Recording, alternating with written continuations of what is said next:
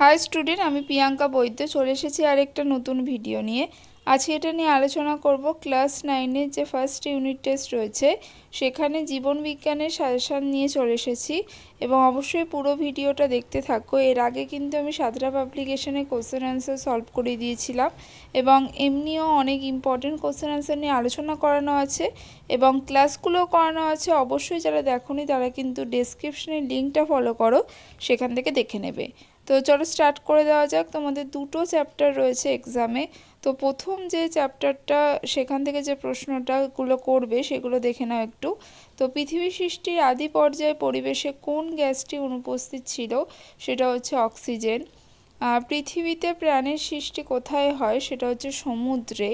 Protocell কি, প্রবক্তা কি, এগুলো তোমরা বইতে পেয়ে যাবে। পেজ নাম্বারগুলো মিলবে না কারণ তোমাদের যে নিউ বইটা রয়েছে সেখানকার পেজ নাম্বার নয়, তাই অবশ্যই ফার্স্ট চ্যাপ্টার খুললেই তোমরা এই প্রশ্নগুলো পেয়ে যাবে। কুয়া সালফেট কি পড়ে যাবে, প্রবক্তা কে। মাইক্রোস্ফিয়ার কি, তার প্রবক্তা। এবং গরম তরল স্যুপ, এটা কিন্তু খুব ইম্পর্টেন্ট প্রশ্ন, 2 মার্কসের প্রশ্নটা, এবং প্রবক্তাকে সেটা দেখে যাবে। নগ্ন জিন কি, সেটা হচ্ছে আরএনএ কে বলে।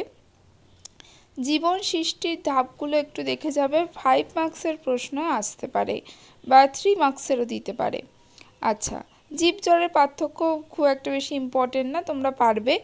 জীববৈচিত্র্য কাকে বলে এবং কে আবিষ্কার করেছে কথাটা। জীববৈচিত্র্য কাকে বলে, কথাটি কে আবিষ্কার করেছে। তারপর প্রকরণ মিউটেশন কাকে বলে বা কি, একটু দেখে যাবে। জীববিদ্যা শব্দটি কে আবিষ্কার করেছে, সেটা হচ্ছে ল্যামার্ক। ঠিক আছে। জীববিদ্যা সম্পর্কিত দুটি শাখার নাম, যে কোনো দুটো শাখার নাম দেখে যাবে এবং প্রত্যেকটা শাখায় কি কি সংমিশ্রণে তৈরি যে শাখাগুলো সেগুলো একটু দেখে যাবে। 1 মার্কসের প্রশ্ন কিন্তু দিতে পারে। তারপরে দেখো কৃষি কার্যে জীববিদ্যার প্রয়োগ কি কি রয়েছে, সেটা 5 মার্কসের প্রশ্ন হিসাবে আসতে পারে। এবং চিকিৎসা শাস্ত্রেও কিন্তু জীববিদ্যার কি প্রয়োগ আছে সেটা কিন্তু আসতে পারে। এবার দেখো যে দুটি উচ্চ ফলনশীল ধানের নাম আমি দিয়ে দিয়েছি, তোমরা বইতেও পেয়ে যাবে, দেখে যাবে। দুটি উচ্চ ফলনশীল গমের নামও দেখে যাবে।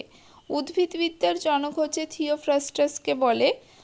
দুটি দুগ্ধ প্রদায়ক গাভীর নাম, আমি কিন্তু সব রকম কোশ্চেন একসাথে দিয়েছি, ঠিক আছে।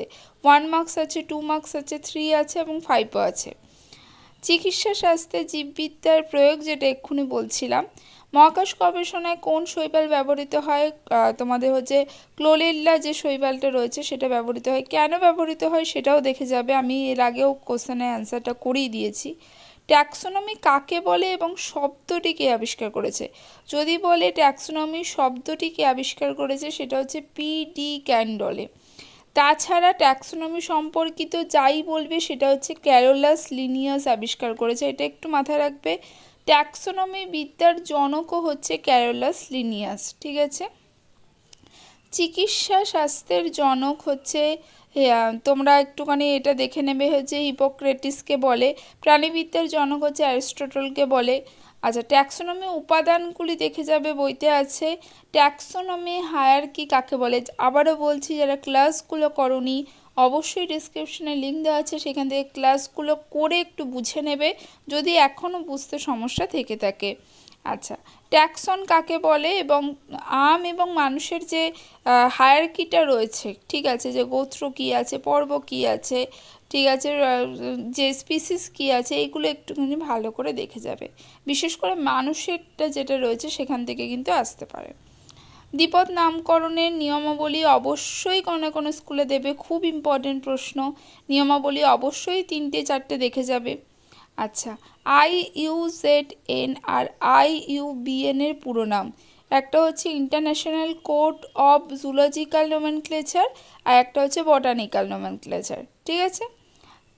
জীব 5 রাজ্য শ্রেণীবিন্যাসকে প্রবর্তন করে হচ্ছে বিজ্ঞানী হুইটেকার এবং প্রত্যেকটা রাজ্যর বৈশিষ্ট্য আর উদাহরণ সহ ভালো করে দেখে যাবে, শর্ট কোশ্চেন ঘুরিয়ে দিতে পারে কিন্তু, ঠিক আছে। সেই জন্য বলছি প্রত্যেকটা রাজ্যের বৈশিষ্ট্য খুঁটিয়ে পড়বে এবং উদাহরণ দেখে যাবে, সেখান থেকে অবশ্যই কমন পেয়ে যাবে। এবং তারপরে যে শৈবাল, মশ, ফান যেগুলো রয়েছে, ব্যক্তবীজি, গুপ্তবীজি, এইগুলোর বৈশিষ্ট্যও কিন্তু খুঁটিয়ে পড়তে হবে, একদম খুঁটিয়ে পড়বে এবং উদাহরণও কিন্তু প্রত্যেকটা ভালো করে দেখে যাবে। এখান থেকে কিন্তু খুঁটিয়ে এবং ঘুরিয়ে প্রশ্ন দেবে, ঠিক আছে। আচ্ছা, ব্যক্তবীজি আর গুপ্তবীজির পার্থক্যটা দেখে যাবে, একবীজপত্রী উদ্ভিদ দ্বিবীজপত্রী উদ্ভিদেরও পার্থক্য দেখে যাবে। তারপরে দেখবে যে তোমাদের যে বইয়ের হলুদ বক্স করে কিছু প্রশ্ন রয়েছে, ক্রিপ্টোগ্যামস, তারপরে হচ্ছে ফানেরোগ্যামস কি একটু দেখে যাবে, যদি ঘুরিয়ে প্রশ্ন দেয় তো আসতে পারে, ঠিক আছে, নয়তো খুব বেশি ইম্পর্টেন্ট না। আচ্ছা, সিলোমেট প্রাণী কারা, সেটা হচ্ছে অ্যানিলিডা, আর্থ্রোপোডা। অ্যাসিলোমেট প্রাণী হচ্ছে উদাহরণ হিসেবে বলে দিচ্ছি ফিতাকৃমি। সিউডোসিলোমেট হচ্ছে গোলকৃমিতে দেখা যায়। তারপরে প্রতিটা পর্ব, Porifera, Cnidaria, Ctenophora, Platyhelminthes, Nematoda, Annelida, Arthropoda, Mollusca রয়েছে, অ্যাকাইনোডার্মাটা রয়েছে, হেমিকর্ডাটা রয়েছে, ঠিক আছে। এই যে প্রত্যেকটা পর্ব রয়েছে সেই পর্বগুলোর বৈশিষ্ট্য একদম ডিটেলসে পড়বে, কারণ এখন কিন্তু ঘুরিয়ে প্রশ্ন আসছে তোমরা জানো, তাই এখান থেকে কিন্তু ঘুরিয়ে প্রশ্ন দেবে। বৈশিষ্ট্য দিয়ে বলবে যে এটা কোন পর্বের বৈশিষ্ট্য, উদাহরণ দিয়ে বলবে যে কোন পর্বের মধ্যে পড়ছে, ঠিক আছে। তো এখান থেকে একটু খুঁটিয়ে খুব ভালো করে পড়তে হবে। কর্ডাটা, ইউরোকর্ডাটা, সেফালোকর্ডাটা, ভার্টিব্রাটা, এইগুলোর বৈশিষ্ট্য আর উদাহরণ প্রত্যেকটা বলে দিচ্ছি। আর যে শ্রেণীগুলো রয়েছে সেটারও কিন্তু বৈশিষ্ট্য উদাহরণ একদম খুঁটিয়ে পড়বে, ঠিক আছে। যে কোনো থেকে এইগুলো থেকেই ঘুরিয়ে প্রশ্ন দেবে। আচ্ছা, তারপরে যে চ্যাপ্টারটা রয়েছে চ্যাপ্টার 2-তে চলে যাও। সেখানে অ্যাসিডের বৈশিষ্ট্য এবং সেটা কি জীবদেহে ভূমিকা রয়েছে দেখবে। ক্ষারের বৈশিষ্ট্য, ক্ষারের কি ভূমিকা, লবণের বৈশিষ্ট্য, লবণের কি ভূমিকা। এবার হচ্ছে মাইক্রো তোমাদের মলিকিউলস এবং ম্যাক্রো মলিকিউলসের পার্থক্য দেখে যাবে, উদাহরণ দেখে যাবে। অপরিহার্য অ্যামাইনো অ্যাসিড কাকে বলে দেখে যাবে। আবারও বলছি পেজ নাম্বারটা মিলবে না হয়তো, কারণ এটা পুরনো বইয়ের পেজ নাম্বার দেওয়া আছে। আচ্ছা, ফ্যাটি অ্যাসিডকে কেন অ্যামফিপ্যাথিক যৌগ বলে, আমি এখানে কারণটাও লিখে দিয়েছি। ফ্যাটি অ্যাসিডের মধ্যে হাইড্রোফিলিক COOH গ্রুপ এবং হাইড্রোফোবিক হাইড্রোকার্বন যে শৃঙ্খল থাকে, সেই জন্য অ্যামফিপ্যাথিক যৌগ বলে। মোনোস্যাকারাইডের দুটি বৈশিষ্ট্য উদাহরণ। আচ্ছা, অ্যামাইনো অ্যাসিড পুল বলতে কি বোঝো, পেয়ে যাবে। অ্যামাইনো অ্যাসিডকে অ্যামফোটেরিক যৌগ কেন বলে, কারণ হচ্ছে এর মধ্যে ধনাত্মক এবং ঋণাত্মক আয়ন দুটোই বর্তমান থাকে, ঠিক আছে। নিউক্লিওসাইড কাকে বলে, কার্বোহাইড্রেটকে প্রোটিন বাছুয়া খাদ্য কেন বলে, লব্ধ প্রোটিন কাকে বলে, তারপর হচ্ছে সরল প্রোটিন, সংযুক্ত প্রোটিন কাকে বলে, উদাহরণ পড়বে। অলিগোস্যাকারাইড কাকে বলে, এস্টার কি, অ্যাসিড আর ক্ষারের পার্থক্য দেখে যাবে। নিউক্লিওটাইড আর নিউক্লিওসাইডের পার্থক্য দেখে যাবে। অপরিহার্য ফ্যাটি অ্যাসিড কাকে বলে, অবশ্যই উদাহরণ দেখে যাবে, ঠিক আছে, ঘুরিয়ে প্রশ্ন দিতে পারে। ভিটামিনের নাম হচ্ছে, একটা হচ্ছে ফ্যাটের দ্রাব্য, জলে দ্রাব্য ভিটামিনের নাম, এবং প্রত্যেকটা ভিটামিনের যে অভাবজনিত রোগ আছে এবং কোন খাদ্যে দেখা যায় এবং কাজ, প্রতিটা দেখে যাবে ভালো করে। খনিজ মৌলেরও আমি তাই বলবো যে নাম, উৎস আর কাজ কিন্তু কোনোটা বাদ দিয়ে যাবে না, যে কোনো জায়গা থেকে প্রশ্ন দিতে পারে। আচ্ছা, মাইক্রো এলিমেন্ট কাকে বলে, ম্যাক্রো এলিমেন্ট কাকে বলে। এবার আমরা কোষ চলে আসবো। কোষ থেকে তোমাদের ডাইরেক্ট প্রশ্ন দেয় মোটামুটি। কোষ পর্দার গঠন কাজ ভালো করে পড়ে যাবে। নিউক্লিয়াসের গঠন কাজ ভালো করে পড়ে যাবে। কোষের মস্তিষ্ক বলা হয় নিউক্লিয়াসকে, সেটা দেখে যাবে। কোষের শক্তি ঘর বলা হয় মাইটোকন্ড্রিয়াকে, গঠন কাজ দেখে যাবে। প্লাস্টিড যতগুলো রয়েছে, ক্লোরোপ্লাস্টিড, ক্রোমোপ্লাস্টিড, লিউকোপ্লাস্টিডের ভাগগুলো যেগুলো রয়েছে, কোনটা কি খাদ্য সঞ্চয় করে দেখে যাবে। এবং প্লাস্টিডের কাজ দেখবে, ক্লোরোপ্লাস্টিডের গঠন দেখে যাবে ভালো করে, ঠিক আছে। লাইসোসোমকে কেন আত্মঘাতী থলি বলে, তোমাদের এন্ডোপ্লাজমিক জালিকার গঠন কাজ দেখে যাবে, কাকে বলে আসবে না। গলগি বস্তুর গঠন তোমাদের কাজ দেখে যাবে, বিশেষ করে গঠনটা খুব বেশি ইম্পর্টেন্ট না, লাইসোসোমের কাজ, ঠিক আছে। রাইবোসোমকে কেন প্রোটিন ফ্যাক্টরি বলে দেখে যাবে, কাজ অবশ্যই আর গঠনটাও দেখে যাবে।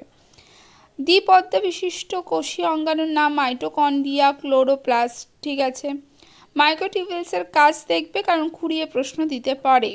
ফ্যাগোসাইটোসিস কাকে বলে, পিনোসাইটোসিস কাকে বলে দেখবে। মসৃণ এন্ডোপ্লাজমিক জালিকা আর অমসৃণ এন্ডোপ্লাজমিক জালিকার পার্থক্য দেখবে। প্রোক্যারিওটিক কোষ, ইউক্যারিওটিক কোষের মধ্যে পার্থক্য দেখে যাবে, খুব ইম্পর্টেন্ট কিন্তু, ঠিক আছে, এটা 5 মার্কসেরও প্রশ্ন দিতে পারে। যে প্লাজমোডেসমাটা কাকে বলে দেখে যাবে, পিনোসাইটোসিস কাকে বলে। আবারও বলছি, যদি ক্লাসগুলো না করে থাকো ডেসক্রিপশনে লিঙ্ক দেওয়া আছে, সেখান থেকে ক্লাসগুলো অবশ্যই করে নিও, সেখানে ভালো করে বোঝানো আছে। ভাজক কলার বৈশিষ্ট্য কাজ খুব ভালো করে দেখে যাবে, ঠিক আছে। এবং স্বরস্থায়ী কলা শ্রেণী বিভাগ যেগুলো রয়েছে এবং তার সাথে কাজগুলো দেখে যাবে, এবং প্যারেনকাইমা কলারও যে ভাগগুলো রয়েছে তার কাজগুলো কিন্তু খুব ডিটেলসে দেখে যাবে, ঠিক আছে। জাইলেম কলা ফ্লোয়েম কলা খুব ভালো করে দেখে যাবে, যেখানে গঠন অবস্থান কাজ খুব ভালো করে দেখে যাবে। সরল স্থায়ী কলা এবং জটিল স্থায়ী কলার পার্থক্য।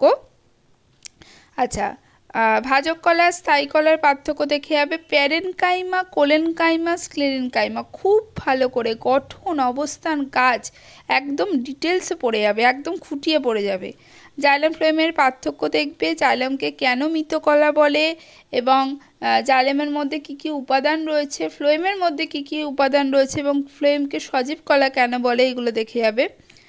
আবরণী কলা, যোগ কলা, পেশি কলা, প্রত্যেকটা কলার বৈশিষ্ট্য অবস্থান এবং কাজ খুঁটিয়ে পড়বে কিন্তু, ঠিক আছে। এবং স্নায়ু কলা, পেশি কলা, ঠিক আছে। ঐচ্ছিক পেশি, অনৈচ্ছিক পেশি আর হৃৎপেশির পার্থক্য দেখবে। নিউরনের গঠন দেখবে একটা বইতে দেওয়া আছে, সেটা হালকা করে দেখে যাবে, খুব বেশি ইম্পর্টেন্ট না। আচ্ছা, তরুণ অস্থি আর অস্থির দুটি পার্থক্য এবং যতগুলো তোমাদের যে অঙ্গগুলো রয়েছে, ফুসফুস রয়েছে, তার কাজটা খুব ভালো করে দেখে যাবে, কারণ এমসিকিউ দিতে পারে। হৃৎপিণ্ডের অবস্থান কাজ, বৃক্কের অবস্থান কাজ, যকৃতের কাজ বিশেষ করে, শুক্রাশয় ডিম্বাশয়ের কাজ এবং কি হরমোন নিঃসৃত হয় একটু দেখে যাবে। মস্তিষ্কের কাজ, সুষুম্না কাণ্ডের অবস্থান এবং কাজ, ঠিক আছে। ত্বকের হচ্ছে যে অংশেরগুলোর নাম আছে এবং কাজ দেখে যাবে। হর্মগ্রন্থি কি, কাজ কি। প্লুরা হচ্ছে ফুসফুসের আবরণীকে বলে, কাজ কি দেখে যাবে। অগ্নাশয় আর প্লিয়ার দুটি কাজ দেখে যাবে। তাহলে এই ছিল আজকের সাজেশন। আজকের মতো টাটা, নেক্সট ভিডিও নিয়ে খুব তাড়াতাড়ি হাজির হব।